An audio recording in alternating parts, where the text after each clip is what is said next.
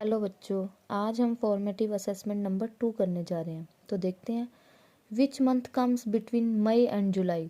Between अपन ने पहले प्रेपोजिशन में बात करी थी, क्या होता है बीच में। मई और जुलाई के बीच में क्या आता है बच्चों, जून, है ना। ये तो अपने को पता ही है। फिर tick the correct answer for the given sentence. My colour is orange, मेरा रंग ऑरेंज है। I wear a green hat, टॉपी ग्रीन कलर हरे रंग की पहनता हूँ। आई साउंड लाइक, मेरे को बोलते हैं जो किसके जैसे, अ पैरट, पैरट के जैसे बोलते हैं, मतलब उसकी आवाज़ पैरट से मिलती जुलती है। वट आई एम, तो पैरट से मिलता जुलता क्या है बच्चों, कैरेट, है ना। कैरेट के ऊपर हरे रंग का भी होता है और कैरेट है जो ऑलमोस्ट ऑरेंज कलर में भी आजकल जो हाइब्रिड आती है वो आती है। तो इसका आंसर है कैरेट, गाजर। टिक the correct option for the given symbol. Photo के लिए सही क्या है, क्या है उसमें, क्या हो रहा है बच्चों, बर्तन धो रहे हैं तो washing dishes. Who will say the below line to whom, नीचे दी गई लाइन कौन किसे कह रहा है। I will take 3 plates and please gift wrap a cup too, 3 प्लेटें लूँगा मैं और एक कप को भी पैक कर दो गिफ्ट के रूप में प्लीज़। तो खरीददार एक दुकानदार से जो बेचता है, विक्रेता से कहता है, तो a buyer to a seller.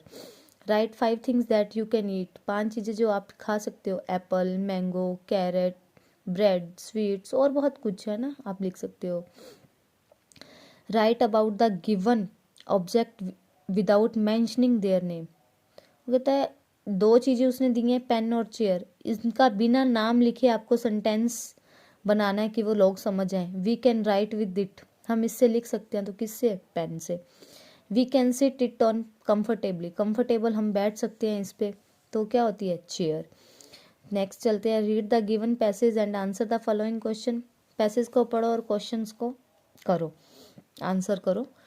My sister and I were playing under the tree in our garden, हम खेल रहे थे मैं और मेरी बहन गार्डन में, पेड़ के नीचे। We heard the voice of a cat around us, हमने हमारी ओर क्या सुना, एक बिल्ली की आवाज़।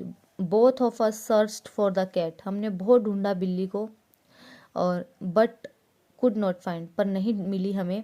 We got tired and lay down on the ground, हम थक गए और बैठ गए। And there it was up on the branch, और फिर देखा कि वहाँ टहनी एक ब्रांच के ऊपर बिल्ली थी। स्टक ऑन द ट्री, फंसी हुई थी पेड़ में। वी कॉल्ड आवर फादर, हमने अपने पापा को बुलाया। We saw it and decide to climb the tree, he saw it, उन्होंने उसे देखा और पेड़ पर चढ़ने का निर्णय किया। एंड सेट इट फ्री, और उसे छुड़वाने का, फ्री करने का। ही बोट अ लैडर, वो एक सीढ़ी लाई। लैडर क्या होता है, सीढ़ी जो मूवेबल होती है ना, सीढ़ियाँ वो। एंड जो सांप सीढ़ी में सीढ़ी दिखाते हैं, सांप सीढ़ी में दिखाते हैं ना, वो वाली। एंड स्टार्टेड टू क्लाइंब, और चढ़ना शुरू किया।